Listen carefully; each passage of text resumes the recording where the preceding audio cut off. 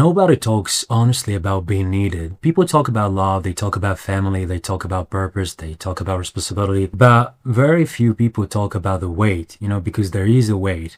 And once it arrives, life totally changes. When you're young, most of your problems belong to you, your grades, your emotions, your future, your decisions, your mistakes. You can fail and mostly suffer alone. The consequences stop at your own life. Then something changes. A child depends on you. A spouse depends on you. Parents age and depend on you. Employees, if you have any, depend on you. Suddenly your decisions stop belonging only to you. Now other people are attached to the outcome, so that changes everything. One of the biggest lies people believe is that responsibility feels meaningful all the time. It doesn't. Sometimes it feels exhausting, sometimes it feels repetitive, sometimes it feels unfair, and sometimes it feels like carrying a backpack you can never remove. Not because you hate the people you care about, but because carrying weight is still carrying weight. People often imagine responsibility as dramatic. Reality is usually boring. The rent gets paid again, the groceries get bought again, the bills get handled again, the problems get solved again. Nobody applauds. Nobody notices. Nobody posts about it. Okay? The world simply continues functioning because somebody quietly handled what needed handling.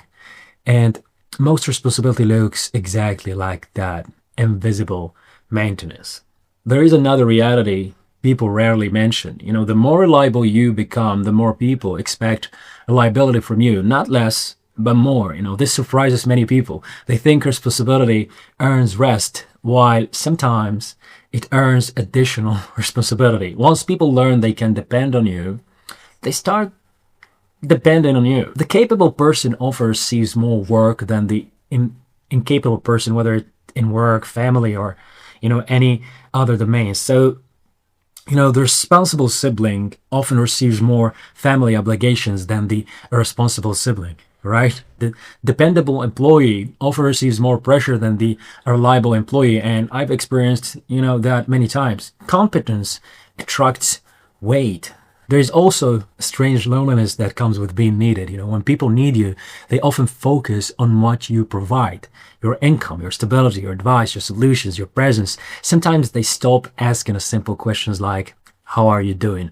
Not because they are bad people, but because people naturally focus on the support they receive, not the support system itself. The bridge carries everyone, but few people ask how the bridge is holding up. Being needed limits freedom.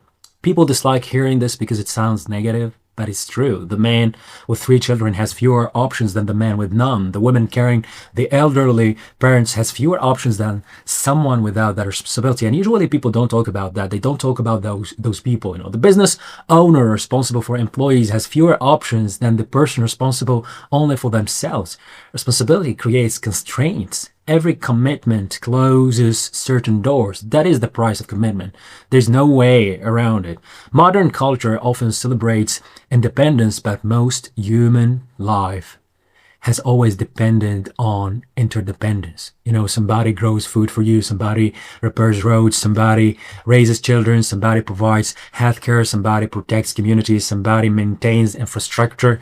There is always somebody there. Civilization itself exists because millions of people carry responsibilities they cannot simply walk away from. Much of society is held together by people showing up when they would rather not. Perhaps the hardest part of being needed is that the rewards are often delayed. You spend years raising a child, you don't know the result for decades. You spend years building a business, you don't know if it survives. You spend years supporting family, you rarely receive immediate proof that it mattered.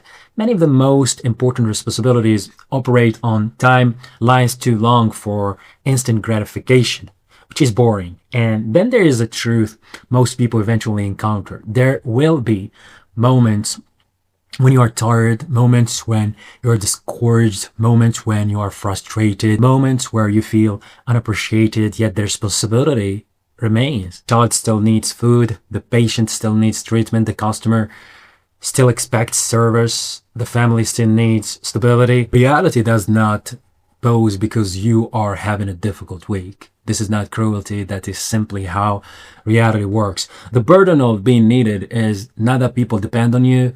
The burden is that dependence becomes real every day, more and more. Not once, not occasionally, every day, again and again, for years, sometimes decades. Most people admire responsibility from a distance. Few people admire the repetition required to sustain it.